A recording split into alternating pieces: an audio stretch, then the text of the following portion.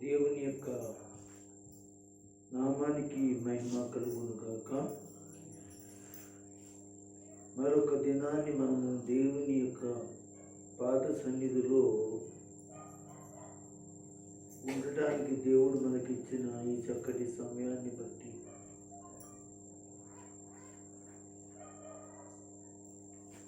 ప్రభు యొక్క ఘనమైన నామాన్ని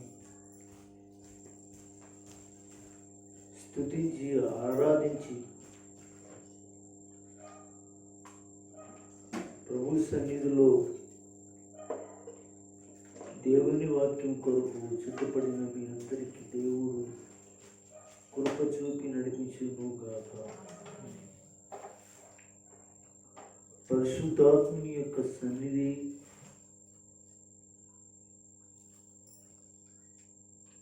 ఈ యొక్క సాయంత్ర సమయంలో దేవుడు మీతో మాట్లాడినట్లు బైబిల్ గ్రంథం నుంచి దేవుని యొక్క లేఖన వాక్యం ధ్యానం చేద్దాం.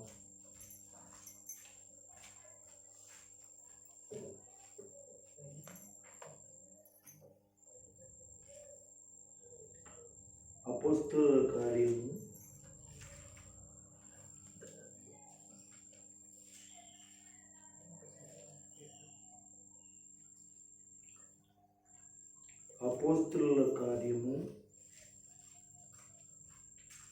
2వ అధ్యాయము.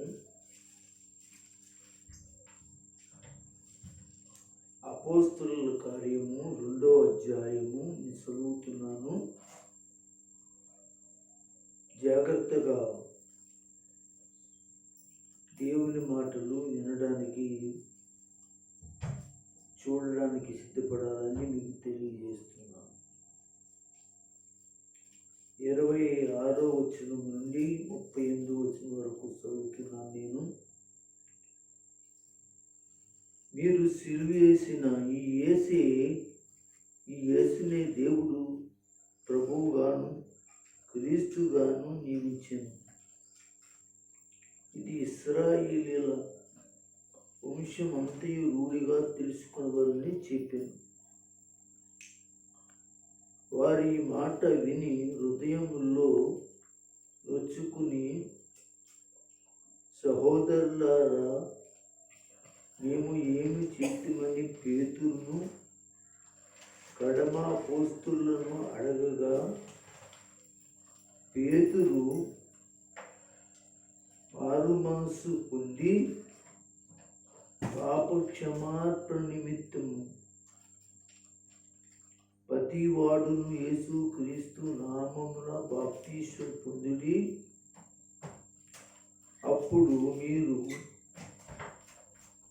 పరిశుద్ధాత్మని వరమును పొందుదురు.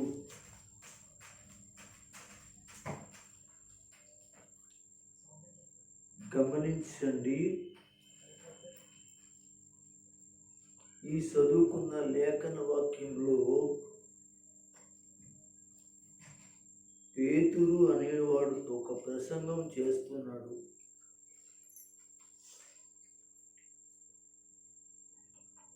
ఆ ప్రసంగం ఎక్కడ చేస్తున్నాడంటే యెరూషలేములో చేస్తున్నాడు. యెరూషలేములో ఎక్కడ చేస్తున్నాడంటే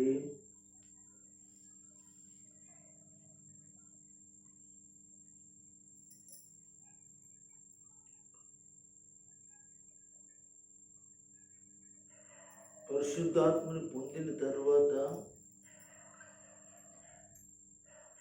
ఆ పరిశుద్ధాత్మ యొక్క తాకిడికి వారి యొక్క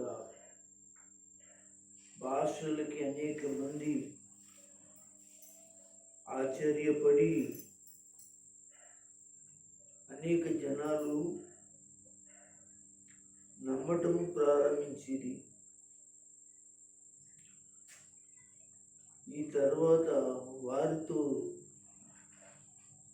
ఉండి అనేక దేశాల నుంచి వచ్చిన వారు అక్కడ ఉన్నారు. పండుగకి యెరూషలేము యొక్క పెంతెకోస్తు పండుగకు వచ్చారు.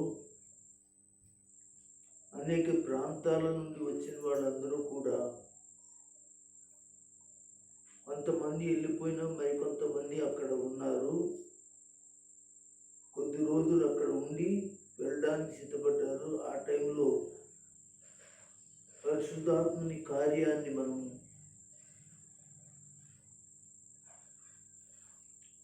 చూస్తున్నాము.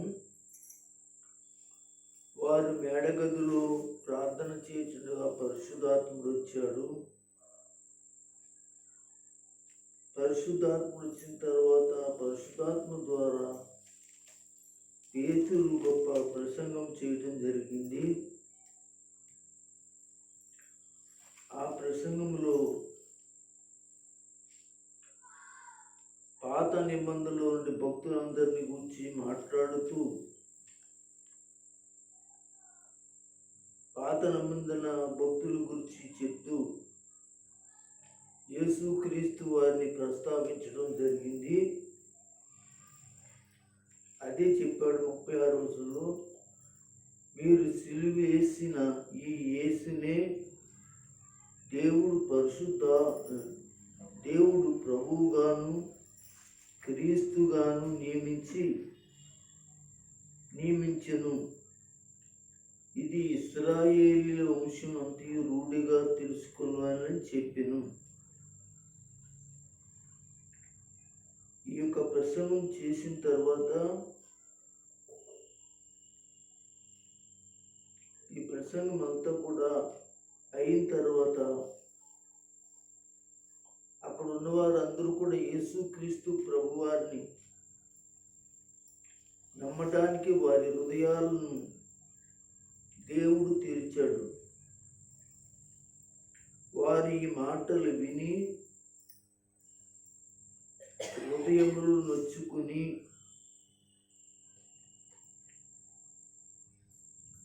సహోదరులారా, మేమేమి చేతుమని పేతురును కడమ అపోస్తులను అడగగా, వారు ఎప్పుడైతే వారి హృదయాలు దేవునికి ఇచ్చి దేవుని యొక్క మాటలకిచ్చి యేసుక్రీస్తుని సొంత రక్షకుడుగా అంగీకరించిన వాళ్ళందరూ కూడా, అయితే మేము ఇప్పుడు ఏం చేయాలండి, మేము ఏం చేస్తే క్రీస్తులో మేము ఉండగలుగుతాము అనేటువంటి భావనలోనికి వచ్చారు వాళ్ళు. ఆ భావనలోకి వచ్చిన వాళ్ళందరూ కూడా ఎలా కనపడుతున్నారంటే, ఈ మాటలు విని, ఏ మాటలు పేతురు చెప్పిన మాటలు,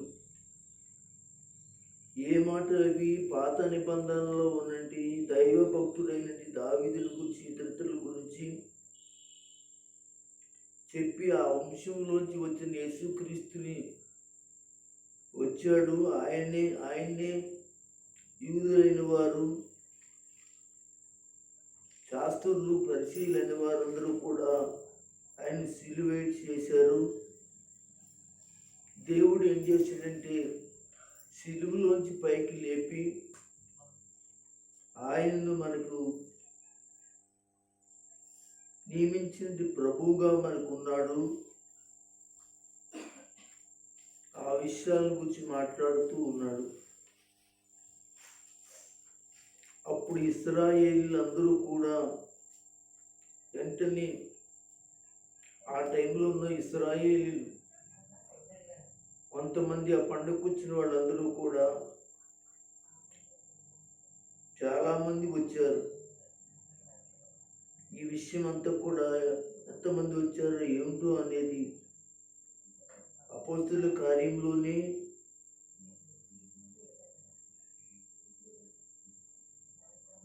2వ అధ్యాయము 5వ వచనం నుంచి 13వ వచనం వరకు మీరు చదువుకుంటే మీకు అర్థమవుతుంది. 5వ వచనంలో ఏముందో తెలుసా, ఆ కాలమున ఆకాశము క్రింద నుండి ప్రతి జన్మలో నుండి వచ్చిన భక్తి గల యూదులు యెరూషలేములో కాపురం ఉన్నట్లుగా చెబుతున్నారు. కొంతమంది వచ్చారు, పండుగ తీసుకెళ్ళిపోయారు, కొంతమంది అక్కడ కాపురాలు ఉన్నట్లుగా చెప్తున్నాడు. అక్కడ పరిశుద్ధాత్మ కార్యం జరిగినప్పుడు కింద ఎన్ని దేశాల వాళ్ళు, ఎన్ని ప్రాంతాల వాళ్ళు వచ్చారు, ఆ యొక్క పరిశుద్ధాత్మ గురించి తెలుసుకున్న తర్వాత వారిలో చాలామంది యేసుక్రీస్తు సిలువేయబడి దేవుడు ఆయనను లేపి మన వంశములందరికీ కూడా తెలుసు, ఇశ్రాయేల్ 12 గోత్రాలకు అందరికీ తెలుసు అనే విషయాన్ని ప్రసంగం చేసిన తర్వాత ఈ మాటలు విని నొచ్చుకుని, ఏంటండి నొచ్చుకోవటం అంటే ఎవరైనా ఒక మాట అన్నారనుకోండి ఏం జరుగుద్ది? నొచ్చుకుని, నీకు నొచ్చుకుంటే మారాలి. నాకు నొచ్చుకుందని ఎవరైనా చెప్పారనుకో, నేను మారేనా అర్థం. అని నువ్వు మారుకోకుండా కక్ష పెట్టుకోకూడదు. అర్థండి? నాకు బాధ కలిగిందండి, నాకు నొచ్చుకుందండి, నాకు కష్టం వచ్చిందండి, నాకు నొచ్చుకుందండి, నాకు నొచ్చుకుందండి, నాకు నొచ్చుకుందండి, నాకు నొచ్చుకుంది, అందుకే నేను మాట్లాడట్లేదండి, నేను అందుకే వాళ్ళ ఇంటికి వెళ్తలేదండి, అందుకే వాళ్ళతో కూర్చోట్లేదండి, అందుకే వాళ్ళతో తిరగట్లేదు, వాళ్ళతో మాట్లాడట్లేదండి, వాళ్ళతో సహవాసం చేయట్లేదని క్రైస్తవ సంఘాలు ప్రతి ఒక్కరు కూడా మాట్లాడతారు. ఇక్కడ నొచ్చుకుంటే మారడం అన్నమాట. నీకు నొచ్చుకుందా అనగా ఆ మాటకి, పేతురు చెప్పిన మాటకి నొచ్చుకున్న పడ్డావా? నొచ్చుకున్న పడిన దానిగా ఉన్నావా? ఉంటే నేను చెప్పేది ఏంటంటే వాక్య ప్రకారంగా నీ భాష వేరు. నొచ్చుకుంటాం ఏంటంటే నాకు బాధ కలిగింది కనుక వాళ్ళతో నేను సహవాసం ఉండనండి, వాళ్ళతో నేను సహవాసం చేయనండి, వాళ్ళతో మాట్లాడనండి, ఇలాంటి రకరకాలు చాలా మాట్లాడతారు. కొన్ని ఉంటాయి. నొచ్చుకుని ఉండదండి, అలా బాధగా ఉందండి. అయితే ఇక్కడ వారు ఈ మాట విని హృదయములో నొచ్చుకుని చూసారా అన్నకాడ నొచ్చుకుని అనే కాడ చిన్న ఒకటి అనేది చూసారా. పుట్టినోట్లో మూల భాషలో కింద ఉంటుంది చూడండి, బాగా పొడవబడి,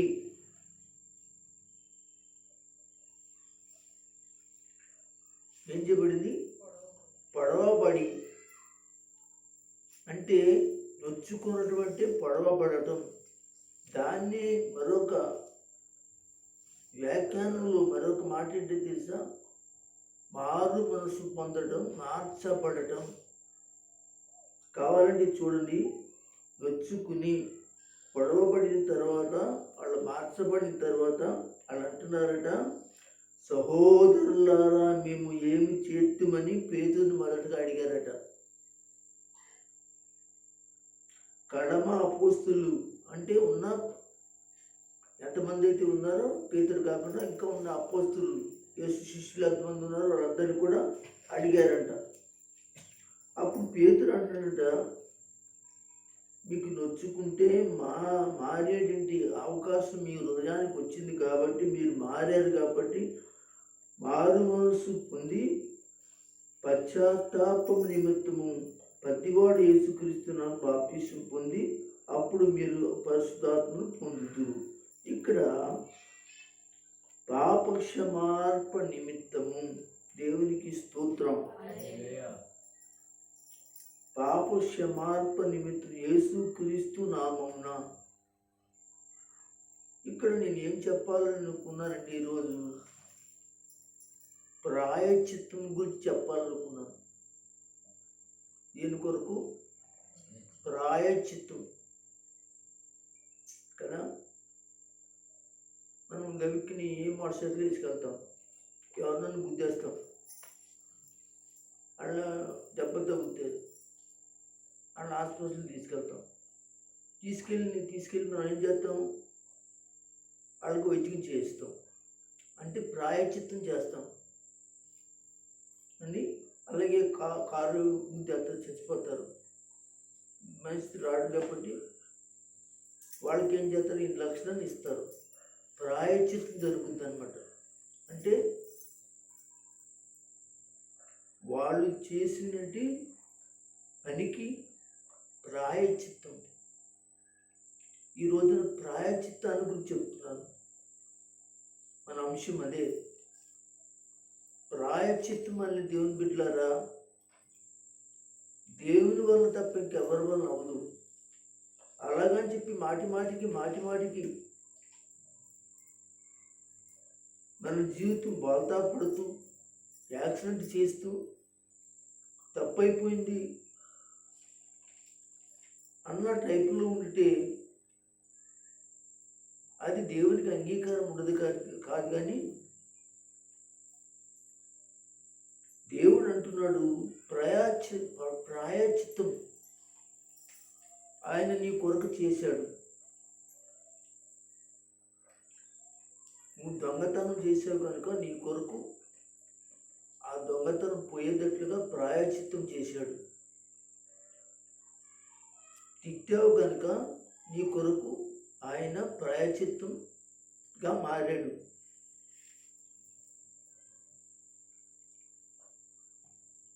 అలాగే ఎన్నో దోపిడీలు, అల్లర్లు, గొడవలు, సమాధానం లేకుండా అసమాధానాలు, ఎన్నో సమస్యలు, ఇవన్నీ కూడా దేవుని దృష్టిలో భయంకరమైనవి. వాటి నిమిత్తం ప్రభు ఏం చేశాడు? ప్రాయశ్చిత్తం చేశాడు. పాత నిబంధనలో ప్రతిష్ఠ గుడారం అనేది ఒకటి ఉంది. ఆ ప్రతిష్ఠ గుడారంలోనికి ఇశ్రాయేలీయులు వెళ్తారు ప్రార్థన చేయడానికి. వారు ప్రార్థన చేయడానికి వెళ్ళినప్పుడు మొట్టమొదటిగా వారి పాపములు దేవుని దగ్గర ప్రాయశ్చిత్తం చేసుకుంటారు. ప్రాయశ్చిత్తం చేసుకున్న తర్వాత దేవుని యొక్క సన్నిధిలో వాళ్ళు కూర్చుని ఆరాధనలో పాల్పొందుతారు. ఈ ప్రాయశ్చిత్తం ఎవరు చేస్తారు అని అంటే, ఒక యాజకుడు వాళ్ళ పక్షమున ఒక గొర్రె పిల్లను బలిచి ఆ రక్తాన్ని ప్రాయశ్చిత్తం చేస్తాడు. మీకు అర్థమయ్యే ఉంటుంది. లోకమంతటికీ కూడా, లోక ప్రజలందరికీ కూడా యేసు ప్రభు అని ఒక ఆయన పరిశుద్ధుడైన వాడు అందరి పాపములను ప్రాయశ్చిత్తం చేశాడు. ఇప్పుడు ఆ ప్రాయశ్చిత్తాన్ని మనము యేసులో మాత్రమే మనకు జరుగుతుంది. కానీ ఒకసారి ప్రాయశ్చిత్తపడ్డావు దేవుళ్ళు, రెండోసారి ప్రాయశ్చిత్తపడ్డావు, ఇలా అనేక మార్లు ప్రాయశ్చిత్తం జరుగుతూ వచ్చి యేసు వచ్చే వరకు కూడా అలాగే ప్రాయశ్చిత్తంలో ఉంటే ఆయన ఎప్పుడు వస్తాడో తెలియదు. కనుక రేపు ఎల్లుండో ప్రాయశ్చిత్తం పొందుతానులే అని చెప్పేసి, ఈ వరకు వెళ్ళే నేను పొందుతానులే అని చెప్పేసి అలా ఊరుకున్నావు అనుకో, యేసు ఏ క్షణాలు వస్తాడో ఎవరికి తెలియదు. కాబట్టి నువ్వు ఎడబడతావు. నీ భక్తి, నీ ప్రార్థన, నీ వాక్యము అంత శూన్యమవుతుంది. కాబట్టి ప్రాయశ్చిత్తము గూర్చి దేవుడు ఏం మాట్లాడతాడు? మత్తయి సువార్త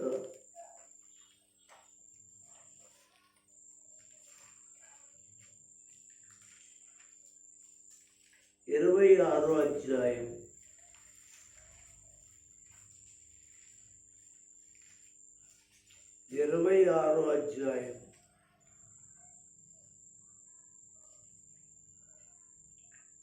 28వ వచనాన్ని చదువుతున్నాను చూడండి. ఇది నా రక్తము.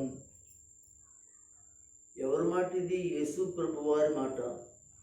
ఇది నా రక్తము. నాయన చూడండి, మీరు చెయ్యో కాలు కోసేసుకుని ఆ గిన్నెలో రక్తం వేసుకుని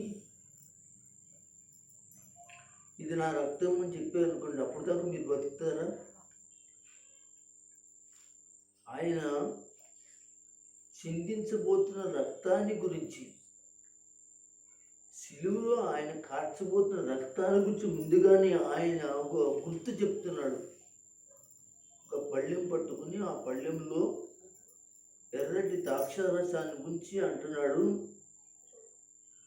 ఇది నా రక్తం అనగా. ఎందుకు ఆయన రక్తము? దేనికోసమైన రక్తము అనగా పాప క్షమార్పణ నిమిత్తం, అంటే ప్రాయశ్చిత్తము నిమిత్తం. నువ్వు చేసిన తప్పులకి నువ్వు ప్రాయశ్చిత్తం చేయాలి. కానీ నీ పక్షమున ప్రభువారు నువ్వు చేసిన దుర్మార్గతలు, నువ్వు చేసిన తప్పులు, నువ్వు చేసిన మాయలు, నువ్వు చేసిన మంత్రాలు, నువ్వు చేసిన అక్రమాలు, నువ్వు చేసిన అనేక రకాలైన దేవునికి విరోధమైన వాటిలన్నింటినీ కూడా నా రక్తము ద్వారా, నా ప్రాణము ద్వారా, నేను బలవటం ద్వారా ఇవన్నీ కూడా తీసివేయబడతాయి. ప్రాయశ్చిత్తం నువ్వు చెల్లించక్కర్లే, నీ కొరకు ప్రాయశ్చిత్తం చేయబడుతుంది. అది నేను చేస్తాను అంటున్నాడు. ఎవరైనా సరే కానీ ఈ పాపాల నిమిత్తం ఎవరైనా ప్రాణం పెడతారా?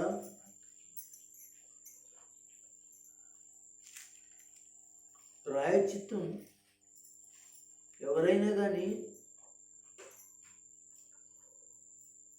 ఒకవేళ మనం చేసిన పాపాలకి ప్రాయశ్చిత్తం ఎవరైనా పెట్టమంటే పెడతారా? ఎవరు పెట్టరు. కానండి,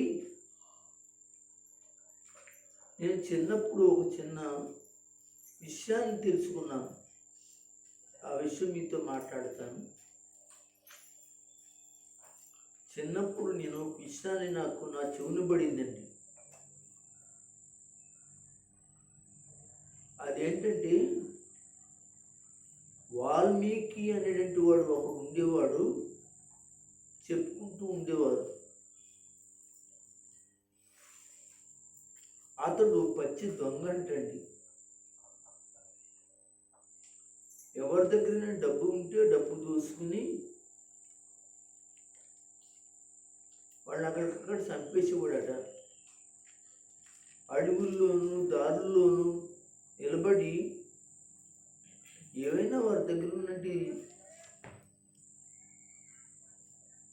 మూట్లు ఉంటే చంపేసి దోసుకునేవాడు. అది నా చిన్నప్పుడు చెప్పేవారు. అప్పుడు ఆ దారిని ఒక బాటసారి వెళుతూ ఉంటే ఆయన ఒక కర్ర పట్టుకున్నాడు చేతిని. ఒక కర్రకేమో చిన్న మూట కట్టుకున్నాడండి. అదేమో భుజాన్ని, ఆ కర్రకి మూట కట్టుకుని భుజాన్ని ఎత్తుకున్నాడు. నడుచుకుంటూ వెళ్తున్నాడు. చాలా ముసలాయన. ఆయన్ని కొంచెం జ్ఞానం కలిగిన వాడు, పాండిత్యం తెలిసినవాడు. అడ్డగించాడు. ఈ కర్రకున్న మూట చూసి డబ్బు అనుకున్నాడు ఈ వాల్మీకి అనేవాడు. ఇది మా చిన్నప్పుడు చెప్తూ ఉండేవారు. నేను చంపేస్తాను ఆ మూటి అడిగాడట. బాబు, ఈ మూట నేను ఇవ్వను, ఆ మూట నాకు కావాలి, నేను ఇవ్వను, నువ్వు పోతే చంపేస్తాను అని వాల్మీకి దొంగ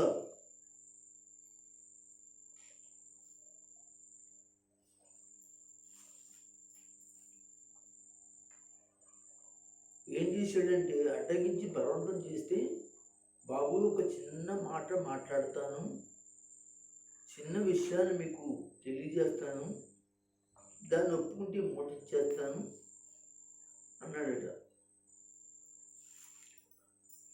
మరి ఇంత బలవంతం చేసి నన్ను చంపేస్తావు నువ్వు,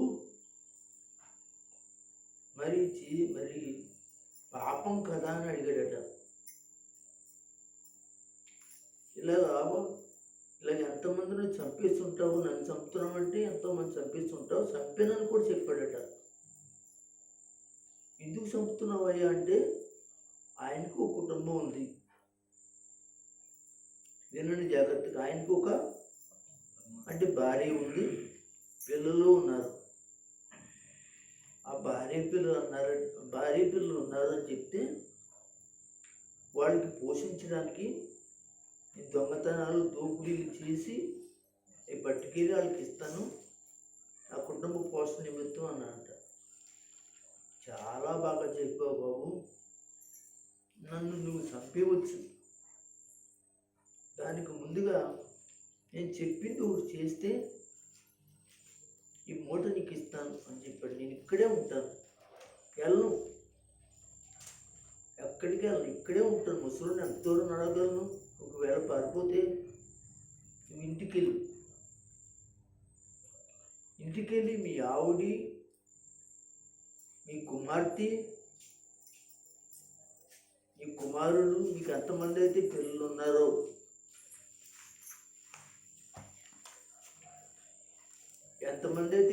వాళ్ళందరినీ కూర్చోబెట్టి వాళ్ళతో మాట్లాడరా బాబు అన్నాడు. ఏమన్నాడండి? మాట్లాడరా బాబు అన్నాడట. ఏం మాట్లాడమన్నాడు? అది చెవులో చెప్పాడట. చెప్పాడట. ఆయన ఉంటావు కదా, ఎక్కడికి వెళ్ళను, ఇక్కడే ఉంటుంది. ఈ రోజున ఇది దోచుకోపోతే నా కుటుంబం పోషింపబడదు, మళ్ళీ దారిని వస్తారు, ఎవరు రారు, నీ దగ్గర అంతలా పెద్ద మూట.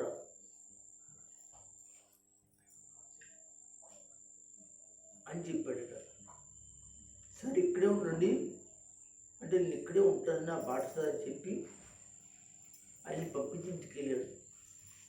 ఏమండి మరి డబ్బులు తీసుకొచ్చారా భోజనం వండటానికి? అది ఇది గుడ్డు గారు పిల్లలు చూస్తున్నారు అని అన్నట్టు. సరే కానీ నేను డబ్బులు ఇస్తాను, డబ్బులు కూడా తెస్తాను, ఉన్నాయి. ఈరోజు బాగా పెద్ద మొత్తంలో మనకు చాలా రోజులు వస్తాయి, కానీ మీ సహకారం నాకు కావాలని అన్నాడంట. నేను ఇంతవరకు కూడా నేను కష్టపడి తీసుకొచ్చిన డబ్బులన్నీ కూడా ఎక్కడే అనుకుంటున్నారు, అనేక మందిని చంపి, అనేక మంది ఆడవాళ్ళని చంపి, మగవాళ్ళని చంపి, అవనస్తులు చంపి, ఆ దగ్గర నుంచి డబ్బు అంతా దూసుకుని అది నా భార్యని నీకును నా పిల్లలకి పోషించడానికి మిమ్మల్ని నేను ఇంటి యజమానిగా చేయడానికి ఒక దొంగగా నేను ఉన్నానని వాల్మీకి చెప్పాడట. అయితే ఇలా చేయటం వల్ల పాపం చుట్టుకుంటుందట. పాపం అంట నేను పుణ్యలోకానికి వెళ్ళనంట. మరి దయచేసి నా పాపంలో మీరందరూ కూడా కొంచెం కొంచెం భాగస్తులై కొంచెం కొంచెం పంచుకోండి అని అడిగాడంట. ముందు భార్యని అడిగాడంట. పెళ్లి చేసుకున్నందుకు నువ్వు కష్టపడి తెచ్చి ఇంట్లో భార్యని పోషించాలి, మరి నువ్వు దొంగతనమే చేస్తున్నావా, దోపిడీతనమే చేస్తున్నావా, ఎవరైనా చంపుతున్నావా, అది పాపమా పుణ్యమా మాకు తెలీదు. ఆ పాపాలు ఆ శాపాలు మా నెత్తి మీద పెట్టొద్దు, మాకు సంబంధం నీ పాపం నువ్వు అనుభవించు. వినండి. సరే కదా, పిల్లల్ని అడిగాడంట, కొడుకుని అడిగాడు, కూతురుని అడిగాడు. తండ్రి నువ్వు మమ్మల్ని కన్నందుకు మమ్మల్ని పోషించాలి కదా, మేము చిన్నపిల్లలు. అయితే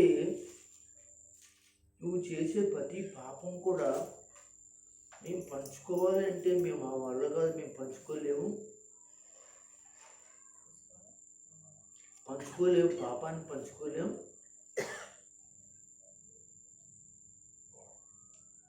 చాలా కష్టమైంది పాపం పంచుకుంటాం అంటే దేవుని దృష్టిలో. నువ్వు చేసిన పాపాలకి మేమెందుకు పాలు పంపలు పంచుకోవాలి, మా వల్ల కాదని అందరూ కూడా చేతులెత్తి దండం పెట్టి పక్కకి వెళ్ళిపోయారు.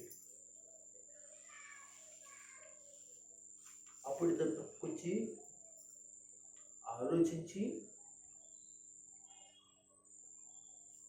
అంటే నేను చేసే పని అంతా కూడా ఒక భార్య బిడ్డల కోసం చేస్తున్నాను అనుకున్నాను, కానీ నేను చనిపోయిన తర్వాత నేను ఒక పాపం వల్ల నాకు ఒక గొప్ప శాపం నాకు కలిగి నేను భయంకరమైన స్థితిలోకి వెళ్తానైతే బాట్స్టార్ చెప్పినట్లుగా అని వెంటనే అక్కడ తీర్మానం చేసుకుని పరిగెత్తుకుంటూ ఆయన వెళ్తే ముసలాయన అక్కడే ఉన్నాడట. బాబు, ఎవరితో మాట్లాడలేదా, ఎవరితో మాట్లాడలేదా బాబు, ఈ పిల్లలతో మాట్లాడేదా, మాట్లాడు, ఏమన్నారయ్యా, సత్యం నువ్వు మాను, లేకపోతే తెలియని వాడు నన్ను ఎందుకు పెళ్లి చేసుకున్నావు, మాకు పోషించలేని వాడు మమ్మల్ని ఎందుకు కన్నా, మాకు నీ పాపంలో ఒక సంబంధం లేదన్నారు అన్నారు. అప్పుడు ఆ పాఠశాల చెప్పిన మాట కళ్ళు తెరిచి, తప్పు అయిపోయిందయ్యా, నన్ను క్షమించయ్యా, నేను కాదు ఆ దేవుని క్షమార్పణ పొందు, ఆ దేవుని దగ్గర క్షమార్పణ కోరుకో అని చెప్పాడట.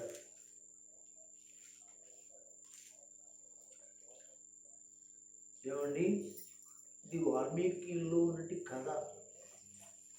ఎంతవరకు అనేది నిజం కాదు, కానీ ఇందులో కొంత వాస్తవం ఉంది, ఒక నీతి ఉంది. అతడు ఏం చేశాడంటే, ఎలాగండి ఇవన్నీ పోవాలంటే ఎలా జరుగుతుంది అంటే, నువ్వు చెట్టు కింద కూర్చుని జపం చేయమన్నాడట, స్మరణ చేయమన్నాడట. అలా స్మరణ చేస్తూ చేస్తూ చేస్తూ ఆయన వాల్మీకిగా మారి రామాయణం రాశారని ఒక కథ ఉంది. సరే, ఇదంతా ఎందుకు చెప్పాను అంటే, దీనిలో ఎంతో కొంత దేవుని నీతి ఉంది. అంటే నీతి బోధలు మనుషులు కూడా మారుస్తుంది, కానీ పరలోకానికి మాత్రం చేర్చలేదు. మీకు అర్థమైనా? నీతి బోధలు అనగా కొంతవరకు మనిషిని సరిచేస్తాయి, కానీ దేవుని రాజ్యంలో ప్రవేశించడానికి ఇది నా రక్తము, ఇది నా రక్తము అనగా పాప క్షమార్పణ నిమిత్తం ఆయన జపమే చేశాడు, జ్ఞానమే చేశాడు, ఏం చేశాడో కానీ మనకి తర్వాత విషయం అది. కానీ నిజంగా దైవ వాక్యం చెప్పేదంటే, ఒక మనిషి యొక్క పాపములు క్షమించబడటం ఆయన రక్తమే, ఆయన రక్తం వల్ల మాత్రమే అనమాట ఏం చేయబడుతుంది, ప్రాయశ్చిత్తం చేయబడుతుంది. యేసు రక్తం మన జీవితాలకు, మనం చేసిన పాపాలకు ప్రాయశ్చిత్తం కలుగుతుంది. అర్థమైందండి? అయితే ఇప్పుడు మనం వాక్యంలోకి వెళ్దాం. ఇప్పుడు దాకా మనం వాక్యంలోకి వెళ్ళా అండి. ఇప్పుడు వాక్యంలోకి వెళ్దాం. ప్రాయశ్చిత్తం ఎవరి కొరకు? లోకం కొరకు, నీ కొరకు, నీ కుటుంబాల కొరకు, నీ గ్రామం కొరకు, మనందరి కొరకు. ఆ ప్రాయశ్చిత్తమే యేసు రక్తమే ఈ భూలోకానికి సరిపడేటి ప్రాయశ్చిత్తం. మనం పొందవలసింది, మనం చెల్లించవలసింది ఆయన చెల్లించి మనల్ని పుణ్యాత్ములుగా, పరిశుద్ధులుగా చేశాడు. అయితే రక్షణ పొందడానికి మొట్టమొదటి మెట్టు ధర, రక్షణ పొందడానికి మొట్టమొదటి మెట్టు ప్రాయశ్చిత్తమేనండి. ప్రాయశ్చిత్తం లేకపోతే యేసుక్రీస్తు రక్తంలో కడగబడడం కష్టం. విన్నారా? అర్థమవుతుందా? యేసుక్రీస్తులో కొన్ని మెట్లు ఉన్నాయి. ఆ మెట్టులో మొదటి మెట్టు ప్రాయశ్చిత్తం పొందాలి. ఆ ప్రాయశ్చిత్తం కోసం నువ్వు కోడిని కోస్తే కోడి రక్తం ప్రాయశ్చిత్తం లేదు. మేకను బలిస్తే ఆ రక్తము ప్రాయశ్చిత్తం లేదు. లేక ఒక లేగదూడని బలిస్తే దాని రక్తం వలన ప్రాయశ్చిత్తం లేదు. అందుకే ఒక పాట పాడతాం కదా, నీవు చేసిన ఉపకారములకు నేనేమి చెల్లించును, చేసిన ఉపకారములకు నేనేమి చెల్లించును, ఏడాది గోడలనా వేలాది పొట్టేళ్ళనా, ఏడాది గోడలనా వేలాది పొట్టేళ్ళనా, నీవు చేసిన ఉపకారములకు నేనేమి చెల్లింతును, నలిగిన బలియాగములకై నా హృదయమర్పింతును, విరిగి నలిగిన బలియాగములకై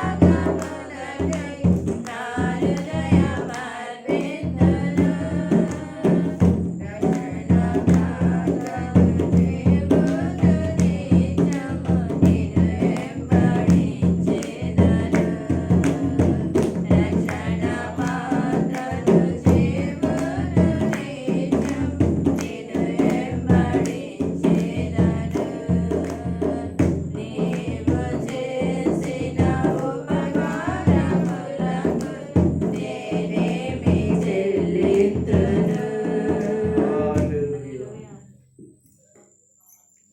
ఆయన చేసిన ఉపకారం ఏంటో తెలుసా? సిలువలో బలయ్యి రక్తం కార్చడం. ఆ రక్తమే మనందరి యొక్క పాపముల నిమిత్తం ఆయన ప్రాయశ్చిత్తమైపోయాడు.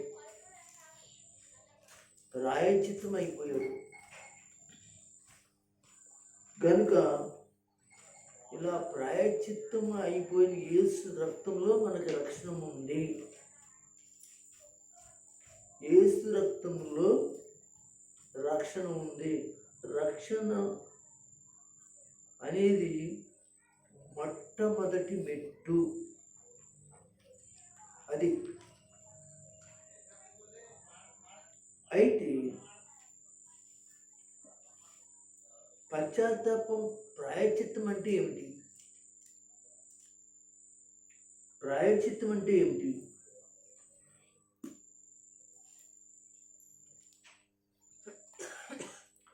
అపరాధమని అని తలంచి, కానీ అపరాధమని తెలిసి తలంచి, ఇది అపరాధమని తెలుసుండి దీన్ని విడిచిపెట్టుకోవాలని తెలుసుండి అపరాధమని తలంచిన వాడు చాలామంది ఉంటారండి. చాలామంది ఇది అపరాధం అని తెలుసు తలుస్తాడు, కానీ ప్రాయశ్చిత్తం అనేది మాత్రం పడలేడు. అంటే తనకు తాను చేసుకోలేడు ప్రాయశ్చిత్తం. నేను మంచివాడిని కాదని తెలుసు, చెడ్డవాడినే అని తెలుసు, పరిస్థితులు నా మీద బాగా భయంకరంగా ఉన్నాయి అని కూడా తెలుసు, కానీ ప్రాయశ్చిత్తము చెందలేనివాడుగా ఉన్నాడు. అంటే తనను తాను ప్రాయశ్చితం చేసుకోలేడు. ఒక అట్టుబలి కలిచి, ఒక మేకపోతునిచ్చి, ఎలాది దూడల్ని ఇచ్చి, గర్భఫలాన్ని ఇచ్చి, ఈ పాట ఉంటుంది కదా, అసలు ఏం చేసినా ఉండదు. కానీ ఒక యేసుక్రీస్తు వారి యొక్క రక్తమే నీ జీవితానికి ఏమై ఉందో తెలుసంటే ప్రాయశ్చిత్తమై ఉన్నది. దేవునికి స్తోత్రం. ఒక అధికారికి పౌలు గారు చెప్పిన వాక్యమును జాగ్రత్తగా వినండి. ఒక అధికారికి పౌలు గారు చెప్పిన వాక్యం విన్న తర్వాత దండం పెట్టేసి మరలా తర్వాత ఉద్యోగంలే అన్నాడట. ఎందుకు అన్నాడో తెలుసంటే అతను చెడ్డోడయింది తెలిసింది, మంచివాడు కాదని తెలిసింది, అతడు ఒక లంచగుండని తెలిసింది, అతడు అన్యాయాల అక్రమాలు చేస్తున్నవాడని తెలిసింది. వాక్యం ఎప్పుడైతే మాట్లాడిందో ఆ వాక్యం ద్వారా ఏమైందంటే మార్చుకోవడానికి ఇష్టపడలేకపోయిన వాడుగా ఉండి మరలా నేను పిలిచినప్పుడు వద్దుగానే ఇల్లు నాయన అని చెప్పేసి పంపించేశాడట. అపొస్తలుల కార్యం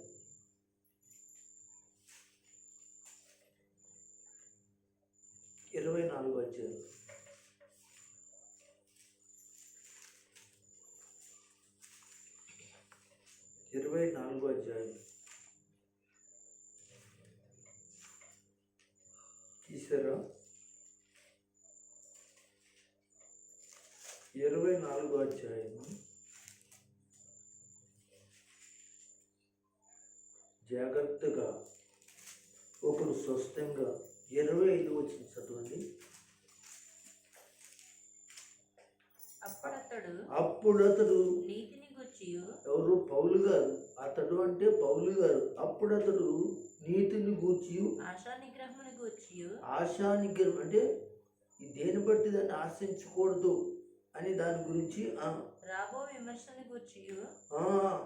రాబోతున్న విమర్శల గురించి, తీర్పుల గురించి ప్రసంగించుచుండగా పిలుస్తూ మిగులు భయపడి ఇప్పటికి వెళ్ళుము, నాకు సమయమైన నిన్ను పిలువనంపించునని చెప్పాను. నాకు సమయమైన నిన్ను పిలిపించునని చెప్పాను. ఇలాగా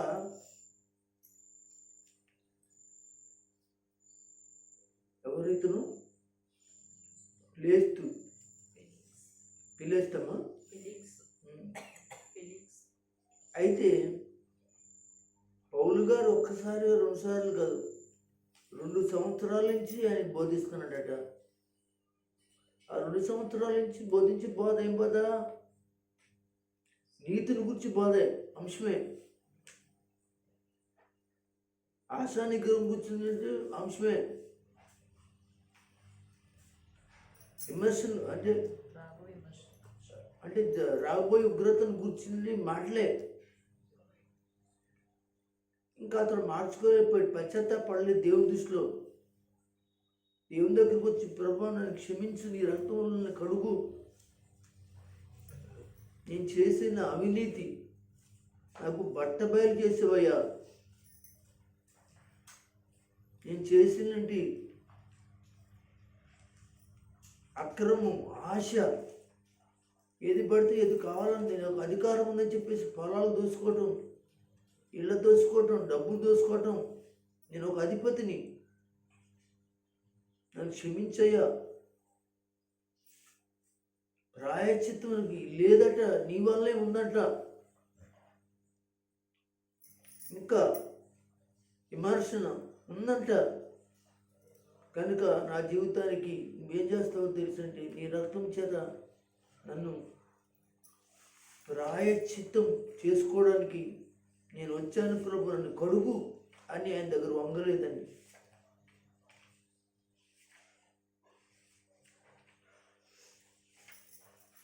ఈ ఈనాడు అనేక మంది అలాంటి వారే ఉన్నారండి.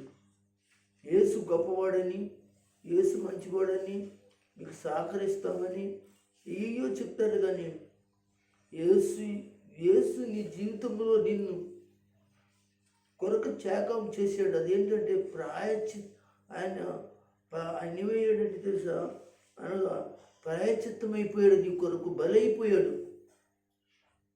తెలుసుకోకుండా దేవుని దగ్గరికి రాకుండా ఉన్నవాళ్ళు అనేక మంది లేక మానలేదు. సరే, మరొక మాట చదువుకుందాం. పాపానికి కేవలం బాధపడతాం కాదండి, పాపం చేసి బాధపడటం ఏంటి? కుదరదు. అది తప్పు చేసి బాధపడటం ఏంటి? కుదరదండి. చాలామంది వారు చేసిన నేరం చింతపడుచుంటారు, బాధపడుచుంటారు, కానీ ప్రాయశ్చిత్తము దేవుని దగ్గర పొందరు. మీకు అర్థమవుతుంది కదా నేను చెప్పే మాట? పాపం కోసం, కేవలం చేసిన పాపం కోసం బాధపడితే కుదరదు అంటున్నాడు దేవుడు. చాలామంది చేసే పని ఏంటంటే, వారు చేసిన తప్పులు పొరపాట్లు దుఃఖపడతారు, ఏడుస్తారు, బాధపడతారు, కానీ దానివల్ల ప్రయోజనం లేదు. కానీ ప్రాయశ్చిత్తము నా యేసు ద్వారా ఉంది. మళ్ళీ ఆయన రక్తం వల్ల నన్ను కడుగుతాడు. మళ్ళీ ఆ తప్పు పొరపాట్లోకి నేను వెళ్ళకూడదు. దేవుని కొరకు నిలబడాలి అనేటువంటి ప్రాయశ్చిత్తం ఒకటి ఉంది. ఆయన రక్తంలో నేను పొందుకుంటాను అన్న వాళ్ళకి మాత్రమే దేవుడు ఆ మొదటి మెట్టులో ఒక దారి చూపించగలిగిన వాడిగా ఉన్నాడు. దేవునికి స్తోత్రం. కొరింథీయులకు 2వ పత్రిక 7వ అధ్యాయం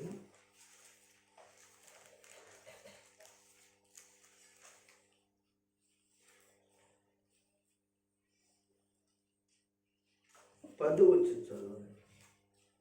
దైవ చిత్తానుసారమైన దుఃఖము రక్షణాత్మైన మారు మనసును కలుగ చేయును. ఈ మారు మనసు దుఃఖమును పుట్టించదు, అయితే లోక సంబంధమైన దుఃఖము మరణమును కలుగ చేయును. ఏమంటున్నాడు ఇక్కడ? దైవ చిత్తానుసారమైన దుఃఖము రక్షణార్థమైన మనస్సును మార్చుచున్నది. అంటే శారీరకంగా ఏడ్చేవాళ్ళు ఉండరన్నమాట. శారీరకంగా ఏడ్చినంత కాలం వాళ్ళు మారరు, శారీరకంగా బాధపడినంత వాళ్ళకు కూడా వాళ్ళు మారరు. కొంతమంది బాధ వచ్చిందని, కష్టం వచ్చిందని, ఒంట్లో బాగోలేదని, ఆ బాధని ఈ బాధని, ఆ బలహీనతని, ఆ సమస్యని ఈ సమస్యని ఏడ్చేదంతా కూడా లోక చిత్తానుసారమైనది ఏడ్పది. అది దైవ చిత్తానుసారమైనది కాదండి. దైవ చిత్తానుసారమైనది తన మనసులో చేసిన ప్రతి పాపం, ప్రతి అక్రమం, దేవునికి దూరమైన స్థితిని జ్ఞాపకం చేసి దేవుని దగ్గర ఏం చేస్తారో తెలుసంటే ప్రాయశ్చిత్తం పొందుతారు. ఇంకొక మాట కూడా చదువుకుందాం. యెషయా గ్రంథంలో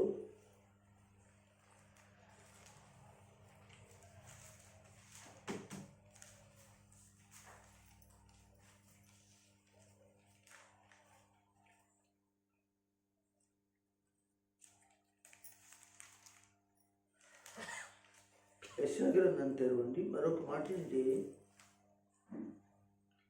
మంచి వ్యక్తిగా ఉండాలని ప్రయత్నించటం కాదు, మంచి వ్యక్తిగా ప్రయత్నించడం కాదు అంటే నేను మంచి వ్యక్తిగా ఉండటం కాదు, కానీ నీ కొరకు మంచి వ్యక్తిపైన నీ జీవితంలో ప్రాయశ్చిత్తం ఏసు చేశాడు కనుక ఆ ప్రాయశ్చిత్తంలోకి ఆయన యొక్క రక్తం కిందకి వెళ్ళాలి. మంచి వ్యక్తిగా ఉండాలని ప్రయత్నించడం కాదు, కానీ మంచి వ్యక్తిగా ఉండడానికి సర్వశక్తితో స్వనీతితో స్వశక్తితో స్వనీతితో ప్రయత్నించడం కాదని, స్వశక్తి స్వనీతి ఇదన్నీ కూడా ఏం చూపిస్తుందంటే మనం మంచి వాళ్ళుగా ఉన్నట్టుగా కనబడుతుంది. అంత మాత్రానే మనం దేవుని దగ్గర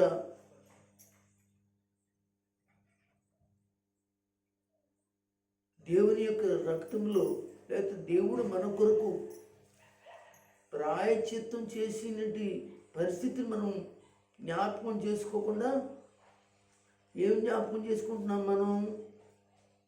మన స్వనీతి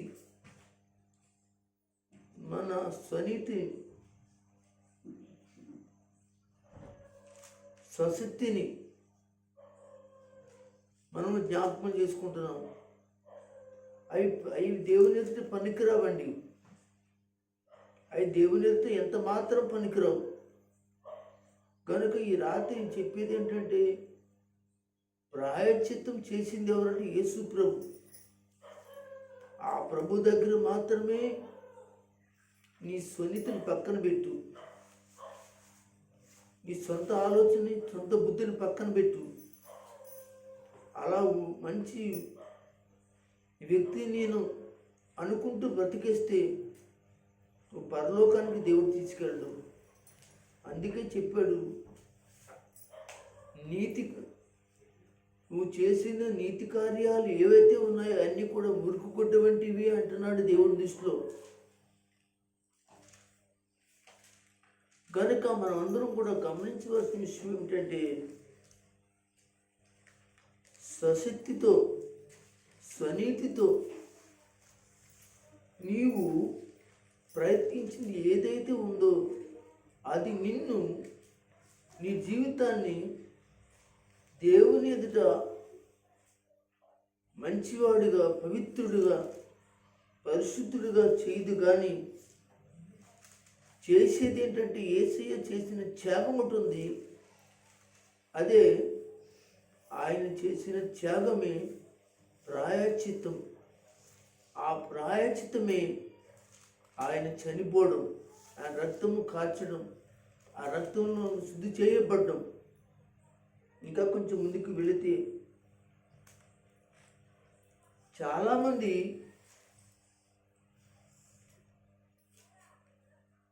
మతం వల్ల, మత నిష్ఠ వలన ఉండిపోతారు. కొంతమంది మత పిచ్చుళ్ళు అంటారు వాళ్ళు.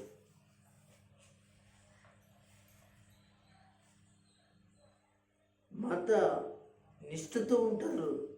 అలా మత నిష్ఠతో ఉన్నంతసేపు కూడా నువ్వు ప్రాయశ్చిత్తాన్ని పొందలేని వాడుగా ఉంటావు. ఎందుకంటే నిన్ను, నీ జీవితాన్ని, నీ పాపాన్ని, నీ అన్యాయాన్ని, నీ అక్రమాన్ని, నీ అవినీతిని, నీ మతం నిన్ను అనగా పరిశుద్ధునిగా, నీతిమంతునిగా చేయదు. చేయడానికి యేసు రక్తం ఒకటి తప్ప ఇంకేమీ లేదు. యేసు మన కొరకే ప్రాయశ్చిత్త బలిగా అయిపోయాడు. ఆయన ప్రాయశ్చిత్త బలిగా అయిపోయాడు. ఆ బలి కిందకి మనం రావాలి. ఏ మానవుడైనా, ఏ మతస్థుడైనా, చిక్కు మతస్థుడైనా, బౌద్ధ మతస్థుడైనా, క్రైస్తవ మతస్థుడైనా, క్రైస్తవ మతస్థుడు అంటే మరి క్రైస్తవం ఒక మతం కింద చూస్తున్నాడు. యూదా మతస్థుడైనా, హిందూ మతస్థుడైనా, ఇస్లాం మతస్థుడైనా, భూమి మీద ప్రతి ఒక్కరూ కూడా మతం నీ జీవితంలో నిన్ను ప్రాయశ్చిత్తం చేసి దైవికంగా దైవరాజ్యానికి నేను సిద్ధపరచడానికి లేనే లేదని నీకు తెలియజేస్తాను. అంటే దానివల్ల ప్రయోజనం లేదు. ఇప్పుడు యేసు మార్గము ఏమిటంటే దేవుని బిడ్డలారా, యేసు మార్గము పరలోక రాజ్య మార్గం, మతం కాదు ఇది. యేసు అన్నాడు, నేనే మార్గమును, నేనే సత్యమును, నేనే అనగా జీవమును, నా ద్వారా అని చెప్పాడు. తప్ప అని మాట చెప్పాడు. అంటే ఇందులో మతం కనపడతలేదు, మార్గం కనపడుతుంది. మతాల్లో మార్గం కనపడుతుంది. ఎందుకు మార్గం కనపడుతుందో? మతాల్లో ఏం కనపడుతుందంటే అనగా మార్గం కనపడతలేదు. మతాల్లో మార్గం కనపడతలేదు. ఈ లోకంలోనే ఏదేదో నువ్వు బ్రతకడానికి, తినడానికి, ఉండడానికి, రకరకాల యొక్క ఏర్పాట్ల కొరకు ఆ మతంలో చేరి సంపాదించుకోవడానికి మాత్రమే జరుగుతుంది. కనుక ఈ రాత్రి కాలంలో మతం వల్ల కూడా నీకు ఏ ప్రయోజనం లేదు. కానీ అలాంటి ప్రయోజనం ఉంటమైతే దేవుని బిడ్డలారా, యేసు ప్రభు వారు ఖండించడు. పరిసయ్యులు మత ఆచారం కలిగిన వాళ్ళు, ఆచరించేవాళ్ళు మతాచారం కలిగిన వాళ్ళు, కానీ దానిలో ఏమి లేదు, ప్రాయశ్చిత్తం లేదు. రండి మీ కొరకు వచ్చినని పరిసయ్యులతో శాస్త్రులతో కూడా ప్రభు చెప్పారు. మత్తయి సువార్త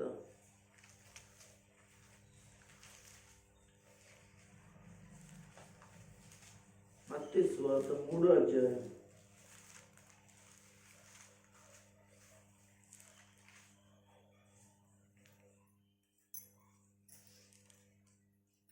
7వ అధ్యాయం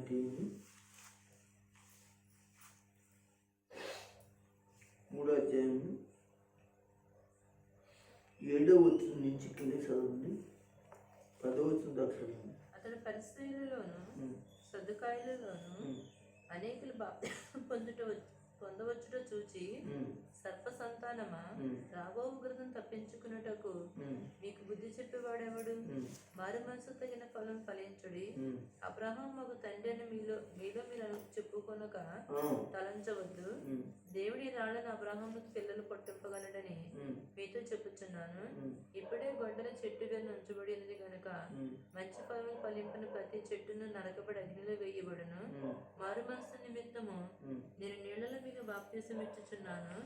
అయితే నా వెనక వచ్చేవాడు నాకంటే శక్తిమంతుడు. చాలండి. అలాగే 5వ అధ్యాయం కూడా చూద్దాం మాట. 5వ అధ్యాయం 20వ వచనం చదవండి. శాస్త్రులు నీతి కంటేను పరిసయ్యుల నీతి కంటేను మీ నీతి అధికము కాని ఎడల మీరు పరలోక రాజ్యంలో ప్రవేశింపలేరని మీతో చెప్పుచున్నాను. అవును, అక్కడ మనం ఈ మత్తయి సువార్త, మార్కు సువార్త, ఒక సువార్తలు మనం చూసుకుంటే మనకు కనపడేది ఏంటో తెలిసింది. మతస్థులు కనపడతారు. వాళ్ళే శాస్త్రులు, పరిసయ్యులు, యూదులని వాడు. అయితే వాళ్ళు మతాచారాలు, ఎక్కువ మతాచారాలు. అయితే ఈ మతాచారాల వల్ల నీకు పాపం పోదు. మతాచారాన్ని పక్కన పెట్టేయాలి. వీళ్ళు మనుషులుగా ప్రేమించలేదండి. వీళ్ళు మనుషులుగా గౌరవించలేదండి. ఆనాడు యేసు ప్రభు కాలంలో కూడా.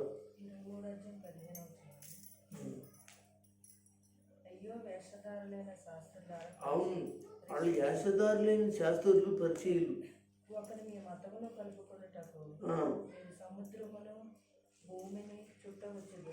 అవును, ఇలాగ మాయమాటలు ఎన్నో చెప్పి మతంలో కలుపుకోవడానికి రౌండ్ వేస్తారే తప్ప అందులో మాత్రం ఏమి లేదంటే ప్రాయశ్చిత్తం లేదు. నేను మీ కొరకు వచ్చినట్టు గొర్రె పిల్లను రక్తాన్ని చిందించడానికి వచ్చాను. మీ కొరకు ప్రాయశ్చిత్తం చేస్తున్నాను, మీ పాపాల కొరకు. శాస్త్రులారా, పరిచయులారా, సద్దోకాయులారా, యూదులారా, ఈనాడు కూడా ఆచారాలని, మతాచారాలండి. ఈ మతం ఆ మతం, ఈ మతం ఆ మతం గందరగోళంతో దేశం అంతా కూడా అట్టుడికిపోతుందండి. దయచేసి వాటి వలన నీ జీవితం పాడు చేసుకుంటున్నాయేమో జాగ్రత్త. యేసే అంటున్నాడు, పిలుస్తున్నాడు. నీ జీవితం మరలా ఆయన రక్తంలో పవిత్రం చేసుకోమని నేను కోరుకుంటున్నాడు ఆయన. కనుక ఈ సమయంలో నేను చెప్పేది ఏంటంటే, ఈ మత సంబంధమైన పరిస్థితుల్లోనికి జారుకునేవాళ్ళు, తొందరపడేవాళ్ళు, పరులెత్తేవాళ్ళు, తిరిగి వాళ్ళు మనుషులను ప్రేమించేవారుగా ఒక ప్రేమ కలిగిన ఒక యేసయ్యను అవలంబించమని నేను చెప్తున్నాను. యేసులో ప్రేమ ఉంది, యేసులో త్యాగం ఉంది. మంచి విషయాల కొరకు త్యాగం చేయండి. మతంలో త్యాగం లేదండి, మతాచారాల్లో త్యాగం లేదండి. మమ్మల్ని ముట్టుకోవద్దు, మా దగ్గరికి రావద్దు, మా చోటకు రావద్దు, వెళ్ళొద్దని ఈనాడు కూడా ఎంతోమంది రకరకాలుగా ఎంతోమందిని బాధపడుతున్న పరిస్థితులు కనపడుతున్నాయి. దేవుని బిడ్డలారా, మీరు గమనించండి. ఈ రాత్రి కాలంలో ప్రాయశ్చిత్తం కొరకై యేసు చెంతకు చేరండి. ఆయన మీ కొరకు బలైన ఒక ప్రాయశ్చిత్తం యొక్క బలుపశువని మీకు నేను తెలియజేస్తున్నాను. మరొక విషయాన్ని కూడా మనం జ్ఞాపకం చేసుకుందాం. 9కి రాసిన పత్రిక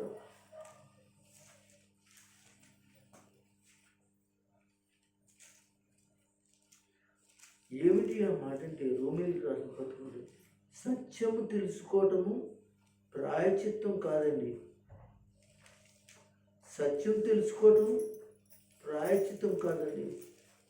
ఆ ప్రాయశ్చిత్తం చేసిన యేసయ్యను తెలుసుకోవాలి ముందు. 10వ అధ్యాయం తీయండి.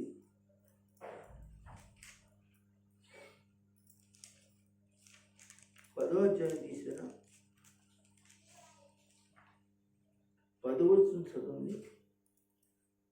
ఎలయనగా నీతి కలిగినట్లు మనుషుల హృదయములో విశ్వసించును, రక్షణ కలిగినట్లు నోటితో ఒప్పుకొను. ఏమనగా ఆయనని విశ్వాసం ఉంచు వాడెవడును సిగ్గుపడుడని లేఖనం చెప్పుచున్నది. అలాగే యాకోబు రాసిన పత్రిక కూడా ఒకసారి చూద్దాం.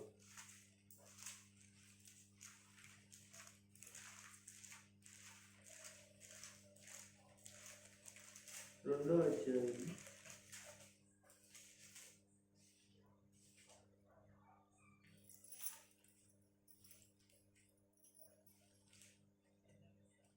19-20 వచనాలు చదవండి.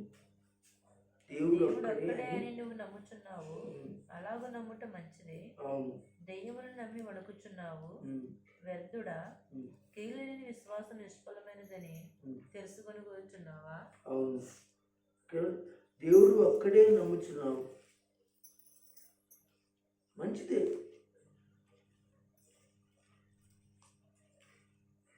అని నువ్వు నమ్ముచున్నావు, అలాగే మంచిదే. దెయ్యములు కూడా నమ్ముతున్నాయి.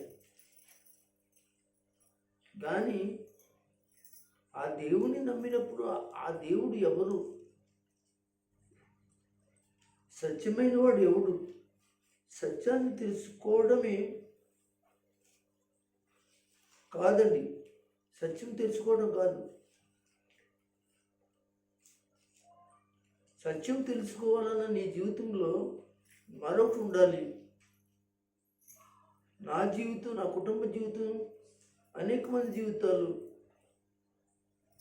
పాప పరిహారం ఎలా జరుగుద్ది? ఆ పాప పరిహారం ఎవరు చేస్తారు? నా అంతటి నేను చేసేసుకోలేనే. ఎంత సత్యవంతుడైతే మాత్రం,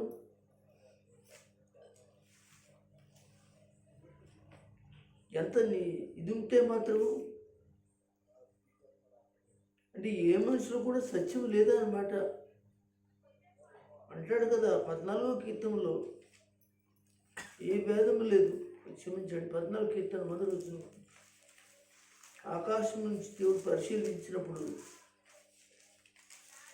ఒక్కడూ లేడేంటండి. వివేకము కలిగి దేవునికి వెతుకువారు కలరేమో అని యెహోవా ఆకాశం నుండి చూసి నరుని పరిశీలించారు. వారందరూ దారి తగిలి బొత్తుగా చెడి ఉన్నారు. అంటే సత్యంలో లేదు, అంటే సత్యంలో ఉన్నట్టుగా నటిస్తున్నారు. సత్యంలో జీవించినట్టు వారుగా మాట్లాడుతున్నారు.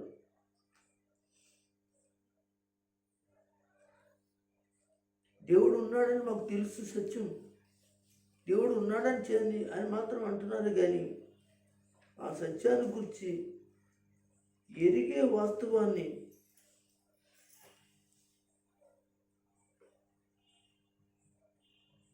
ఎరిగి వాస్తవంగా ఆచరించాలనేది నిశ్చయత లేదు.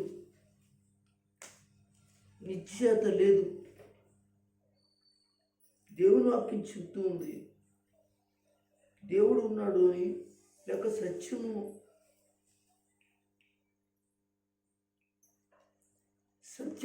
అనేది మమ్మల్ని నడిపిస్తుందని అనే వారికి నేను చెప్పేది ఏమిటంటే, సత్యమును గురించి ఎరిగి వాస్తవముగా ఆచరించేటువంటి పరిస్థితులు ఈ దగ్గర లేవు, నిశ్చయించుకోలేకపోతున్నాం. గల కారణం ఏంటో తెలుసా? నేను మేధస్సును, నేను తెలివైన వాడిని, మేధస్సుతో విశ్వసించుతున్నావు. అంటే నీ మేధస్సు విశ్వాసం, నీ మేధస్సు అనుకుంటున్నావు. హృదయంలో విశ్వాసం వచ్చట్లేదు అంటున్నాడు ఇక్కడ. కనుక దేవుని బిడ్డలారా, ప్రాయశ్చిత్తానికి అంటే ఏమిటో అనే విషయాన్ని మనం చూసుకున్నాం. దేవుని వాక్యం మాట్లాడుతుంది, ప్రాయశ్చిత్త పడాలి అనే ఆశ నీకుంది, కానీ ప్రాయశ్చిత్త పడడానికి నీ శక్తి లేదు. నీ కొరకు ఒక ఆయన ప్రాయశ్చిత్తం అయిపోయాడు.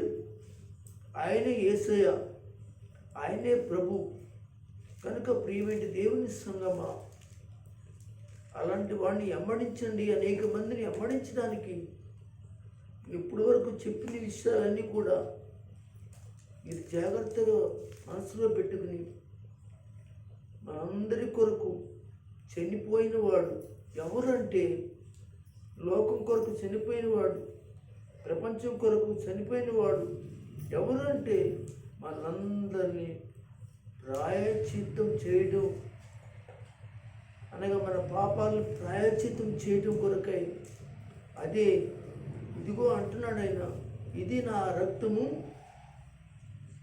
ఇది మీ కొరకు చిందించబడి అనేకుల కొరకు పాప క్షమార్పణ నిమిత్తం అని ఆయన స్పష్టంగా చెప్పాడు. కనుక నిన్న మీరందరూ గ్రహించి యేసులో నడవాలని తెలియజేస్తూ ఈ మాటలు ముగిస్తున్నాను.